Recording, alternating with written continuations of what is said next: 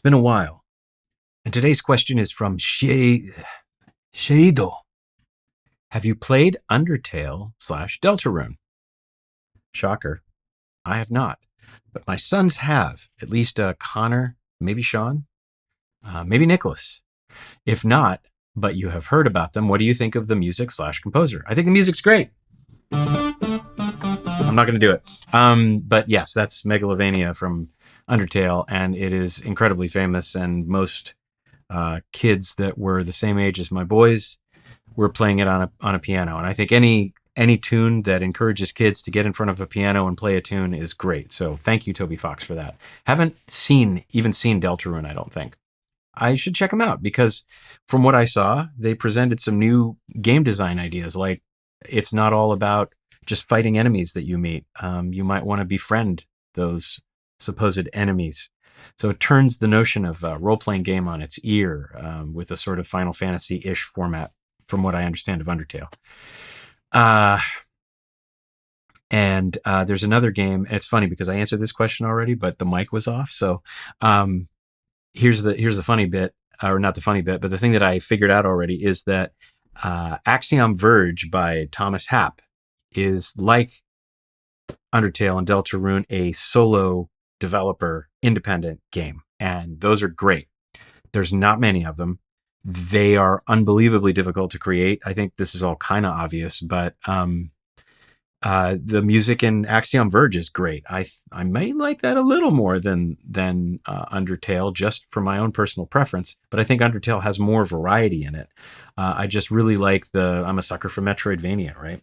Like the Metroidvania feel of Axiom Verge, and I think the notions and the concepts are pretty cool.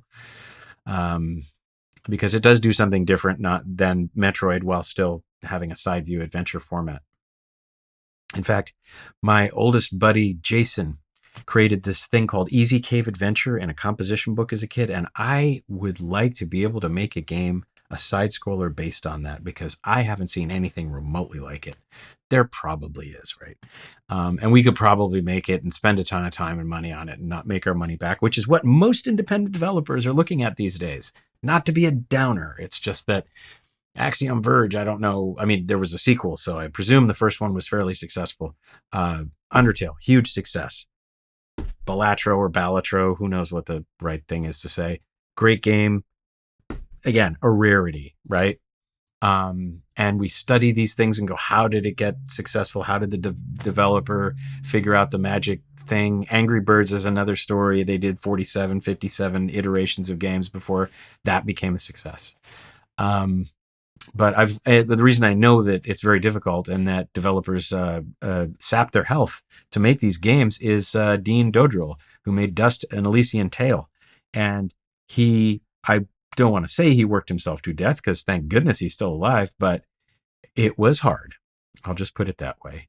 And I mean, look at these guys. I mean, and he had help with the voices and a few other things. But most of that game was Dean, and these devs, like, they need to be able to say, like, that's hard, that's really, really hard.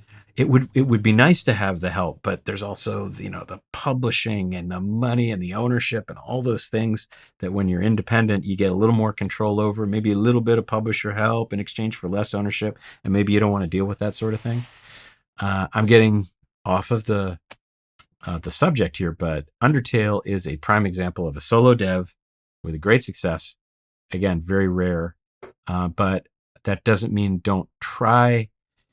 I think the things that I'm seeing on LinkedIn from certain people like Amir Satvat, who is trying to support the dev community by not going in and out of jobs and tons of layoffs, and how do we fix these problems, is trying to say, hey, maybe there's and I'm sorry, Tim Cullens of Seattle Indies, for example.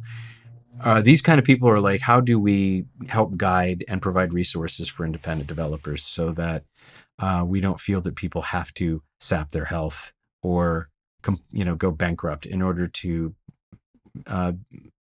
work on something they're passionate about. Obviously, Toby Fox did, and it was a great success. Check out his music on Materia Music. because that's they publish some Undertale and Deltarune music, and very well released stuff is Materia, because as I've already showed you, I think, geez, cassettes for Unreal Tournament.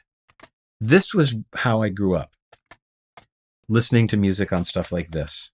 And yes, I'm obviously old, but it still blows my mind. I think it's fantastic. So thanks to Sebastian and Jamie McRae, and more off-topic stuff. That's ADHD for you. So thanks for the question, and I'll see you on the next one.